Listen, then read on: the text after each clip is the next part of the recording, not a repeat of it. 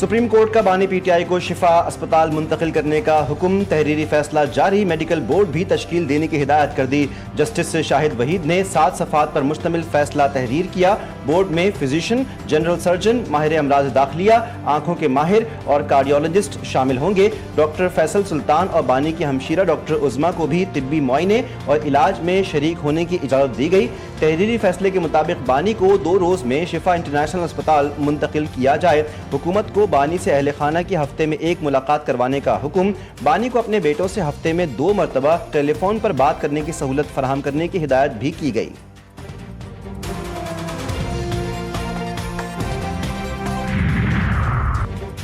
اسپتال کے باہر جلسے، جلوس یا سیاسی سرگرمیوں پر پابندی۔ جسٹس شاہد وحید نے ریمارکس میں کہا، بانی سے ملاقاتیں کروانا ان کا بنیادی حق ہے، یہ نہیں ہو سکتا ریاست بنیادی حقوق کی خلاف ورزی کرے۔ دوران سماعت وکیل نے جیل کے باہر میڈیا سے گفتگو نہ کرنے کی یقین دہانی بھی کروا دی۔ وفاقی حکومت کا اسپتال منتقلی کے حکم پر اعتراض، ایڈیشنل اٹارنی جنرل نے کہا کہ حکومت کو نوٹس ہی جاری نہیں کیا گیا، عدالت نے حکومت کا اعتراض بھی حکم نامے کا حصہ بنا دیا۔ وکیل عزیر بھنڈاری نے کہا ہے کہ اخراجات ہم خود ادا کریں گے۔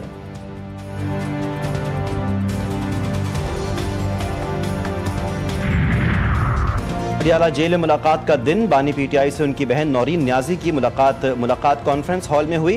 بہن نے اسیر بھائی کی خیریت دریافت کی۔ بانی پی ٹی آئی کی اہلیہ بشرا بی بی کی فیملی سے ملاقات کروا دی گئی۔ اڈیالہ جیل کانفرنس روم میں ملاقات 40 منٹ تک جاری رہی۔ ملاقات کرنے والوں میں بشرا بی بی کا بیٹا موسیٰ مانیکا اور بھابھی مہر النساء شامل تھی۔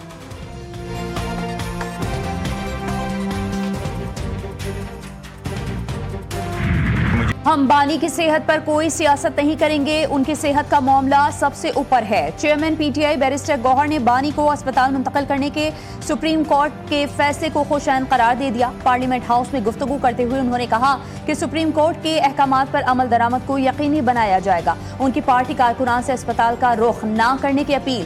وزیر اعلیٰ خیبر پختونخوا سہیل خان آفریدی کہتے ہیں، آج کا فیصلہ ظلم اور فسطائیت کا ازالہ نہیں کر سکتا، ہم چاہتے ہیں مزید انصاف ہو۔ سینیٹر فیصل جاوید نے کہا کہ یہ خوش آئند فیصلہ ہے، ہم سپریم کورٹ کا شکریہ ادا کرتے ہیں، اب اس پر عمل درآمد کرنا انتظامیہ کا کام ہے، ہمارے دیگر اسیر رہنماؤں کو بھی ریلیف ملنا چاہیے۔ پی ٹی آئی گھیراؤ کے بجائے قانونی راستہ اختیار کرتی تو یہ ریلیف پہلے مل جاتا۔ وزیراعظم کی مذاکرات کی پیشکش بہت دیر سے موجود ہے، لیکن اپوزیشن کی جانب سے مثبت رد عمل نہیں ملا۔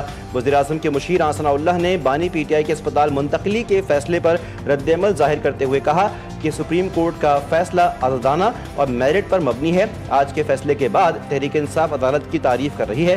پی ٹی آئی کو چاہیے کہ جب فیصلہ پسند نہ ہو تب بھی عدالتوں کا احترام کرے۔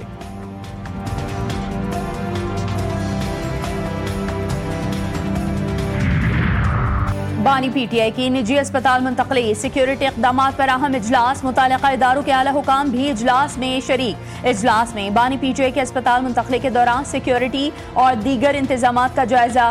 ذرائع کے مطابق سپریم کورٹ کے احکامات پر سیکیورٹی انتظامات کیے جائیں گے۔ ذرائع کا بتانا ہے کہ چیف کمشنر کے سب جیل کا نوٹیفیکیشن جاری کیے جانے کے بعد بانی پی ٹی آئی کو نجی اسپتال منتقل کیا جائے گا۔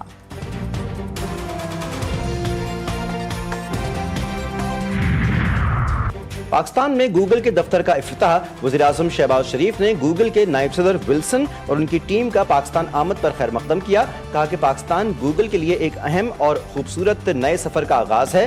گوگل دنیا بھر میں معروف ٹیکنالوجی کمپنی ہے اور پاکستان میں گوگل کے لیے بے پناہ مواقع موجود ہیں۔ گوگل پاکستان میں نوجوانوں اور ٹیکنالوجی کے شعبے کے لیے اہم کردار ادا کر سکتا ہے۔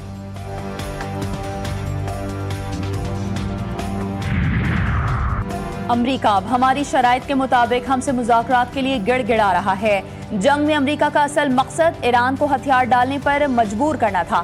واضح کر چکے ہیں کہ ہم کسی صورت ہتھیار نہیں ڈالیں گے۔ ایرانی وزیر خارجہ عباس عراقچی نے اپنے ایک بیان میں کہا ہے کہ امریکہ کے ساتھ دستخط کی گئی مفاہمت کی یادداشت میں 13 شقیں ہمارے حق میں اور صرف ایک ان کے حق میں ہے۔ ہم نے جنگ بھی جیتی اور ہم نے سفارتی میدان میں بھی کامیابی حاصل کی اور ہم نے دشمن کو اپنی شرائط ماننے پر مجبور کر دیا ہے۔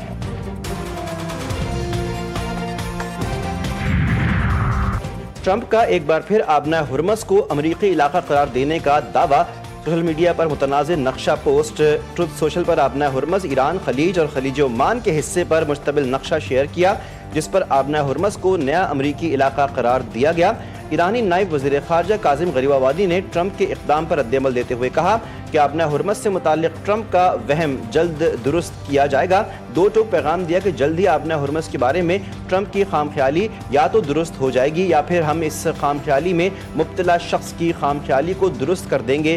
ایرانی پاسداران انقلاب کے ڈپٹی کمانڈر میجر جنرل مصطفیٰ ایزدی بولے، آبنہ ہرمز ایرانی فورسز کے کنٹرول میں ہے، دشمن بے بسی کیفیت میں ہے اور اسے سمجھ نہیں آ رہا کیا کرنا ہے۔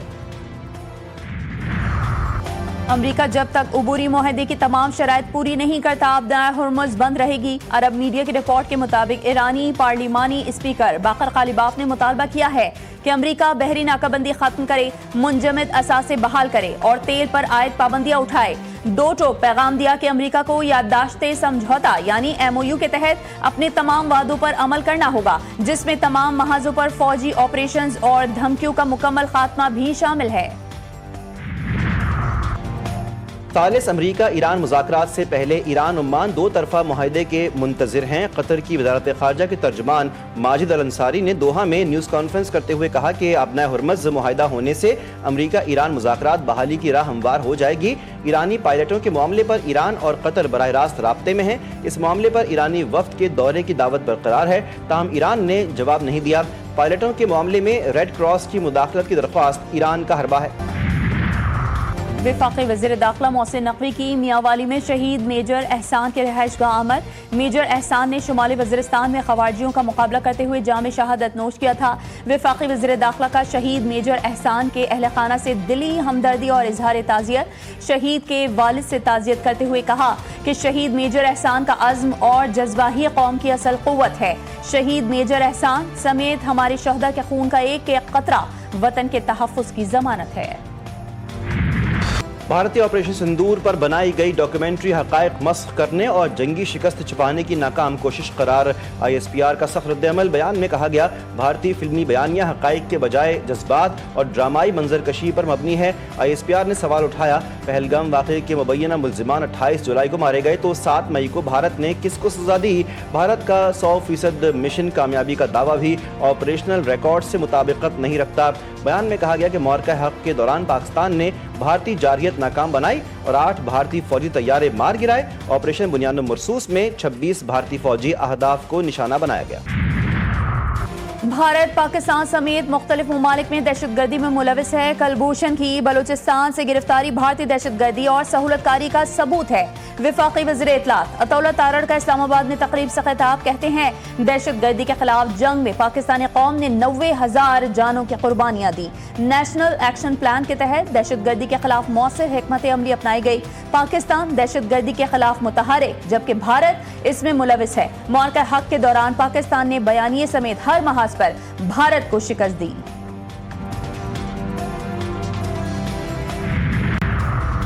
بانی PTI کی صحت کے لیے دعاگو ہوں۔ سیاسی اختلافات اپنی جگہ، کسی کی بیماری پر شائستگی اور انسانیت کا دامن نہیں چھوڑنا چاہیے۔ سندھ کے سینئر وزیر شرجیل میمن نے اپنے ایک بیان میں کہا کہ آئین میں نئے صوبے بنانے کا طریقہ کار موجود ہے، نئے صوبوں سے متعلق فیصلہ عوام نے کرنا ہے۔ MQM کے رہنماؤں کی سیاست ختم ہو چکی ہے۔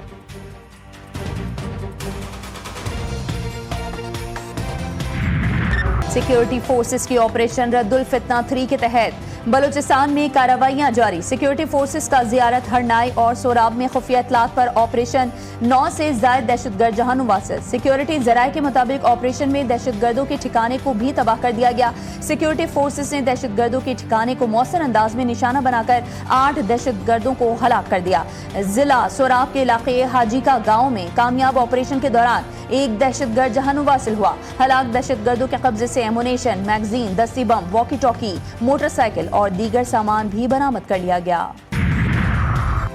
جماعت اسلامی کی پیٹرولیم لیوی اور مہنگائی کے خلاف لاہور، کراچی اور پشاور میں دھرنے تیسرے روز بھی جاری۔ پیٹرول کی قیمت میں کمی اور IPPs کے فورینزک آڈٹ کا مطالبہ۔ امیر جماعت اسلامی حافظ نعیم الرحمان نے کہا IPPs کے ساتھ کیے جانے والے معاہدوں پر نظر ثانی کی جائے، ہم عوام کو ریلیف دلوانے آئے ہیں۔ لاہور میں مال روڈ چیئرنگ کراس پر دھرنے کے باعث اطراف میں ٹریفک کی روانی متاثر۔ کراچی میں گورنر ہاؤس کے قریب دھرنا جاری، ایوان صدر روڈ بند، اطراف کے علاقوں اور سڑکوں پر ٹریفک جام۔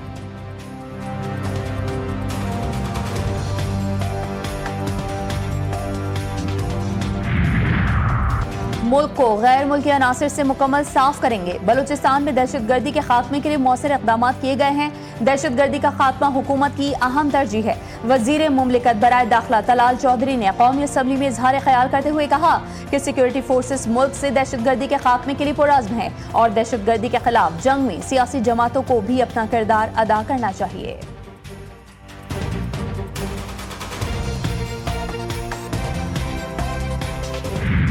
کراچی کے تاجر میر رضا علی قتل کیس کی ایک اور فوٹیج منظر عام پر لاش ملنے کے مقام پر مشکوک شخص کو ٹہلتے دیکھا گیا۔ 2 گھنٹے 17 منٹ کی ویڈیو 28 اور 29 جولائی کی درمیانی شب کی ہے، جس میں رات 4:50 پر لاش ملنے کے مقام پر سے کچھ فاصلے پر ایک شخص کو دیکھا جا سکتا ہے۔ ویڈیو میں اس شخص کو 3 منٹ تک ٹہلتے ہوئے دیکھا جا سکتا ہے۔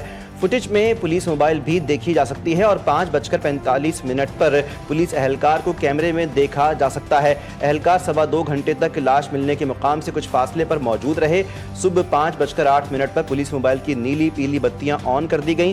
لاش ملنے کے مقام سے چند گز کی دوری پر پولیس موبائل کی موجودگی نے کئی سوالات کھڑے کر دیے۔ ویران مقام پر موجود مشکوک شخص اور مشتبہ موٹر سائیکل سوار کون تھے، نئے سوالات اٹھ گئے۔ لاہور میں داماد کے ہاتھوں بیوی سمیت سسر، ساس اور سالہ قتل، ملزم کی خودکشی۔ فائرنگ چونگ کی برکت کالونی کے مکان میں ہوئی۔ ملزم عمران نے بیوی سمیہ کو ساتھ نہ چلنے پر سر میں گولی ماری۔ 25 برس کے عمران کا سمیہ سے 6 ماہ قبل نکاح ہوا تھا۔ سمیہ گھریلو چکلش پر میکے آ گئی تھی۔ پولیس کے مطابق ملزم عمران شوکت نے خود کو بھی گولی مار کر خودکشی کی۔ پسند کی شادی کرنا جرم۔ کراچی میں گلشن حدید لنک روڈ پر کار سوار مسلح افراد نے موٹر سائیکل سواروں پر گولیاں برسا دیں۔ فائرنگ سے خاتون جاں بحق، شوہر سمیت 2 افراد زخمی۔ پولیس کے مطابق مقتولہ نے کچھ عرصہ قبل پسند کی شادی کی تھی۔ مسلح افراد نے مقتولہ کے شوہر اکبر کو 6 گولیاں ماری۔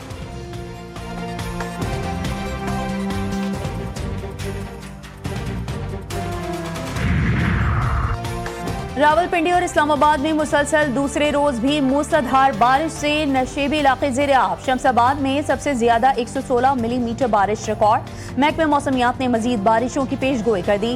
ایم ڈی واسا کے مطابق ہنگامی صورتحال سے نمٹنے کے لیے رین ایمرجنسی نافذ، فیلڈ اسٹاف کی چھٹیاں منسوخ۔ شہر اقتدار میں بارش سے پارلیمنٹ ہاؤس کی چھتیں ٹپکنے لگیں۔ عملے نے سینٹ ہال کے سامنے لابی میں ڈسٹ بن رکھ دیا۔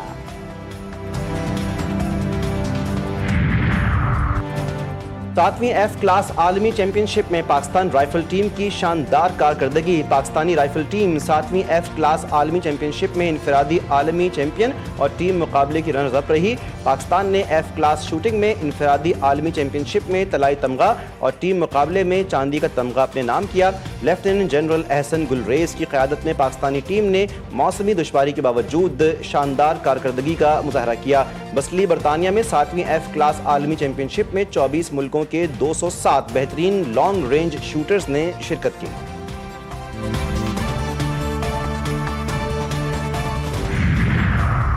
انگلینڈ کے خلاف پہلے ٹیسٹ میچ کی تیاری۔ شائقین کرکٹ کے لیے بری خبر، کپتان بابر اعظم انجری کی وجہ سے انگلینڈ کے خلاف پہلے ٹیسٹ میچ سے باہر۔ قومی ٹیم کے ہیڈ کوچ سرفراز احمد نے کہا کہ انگلینڈ کے خلاف پہلے ٹیسٹ میچ میں بابر اعظم کی جگہ سلمان علی آغا کپتانی کریں گے۔ پاکستان کرکٹ ٹیم کا لیڈز میں پہلا پریکٹس سیشن، کھلاڑیوں نے بیٹنگ، بولنگ اور فیلڈنگ کی بھرپور ٹریننگ کی۔ اور F I H hockey world cup کا ہائی وولٹیج مقابلہ 8 برس بعد روایتی حریف پاکستان اور بھارت ٹکرائیں گے۔ پاکستان کو دوسرے مرحلے میں جانے کے لیے بھارت سے میچ جیتنا لازمی۔ میچ پاکستانی وقت کے مطابق کل شام 6 بجے ہوگا۔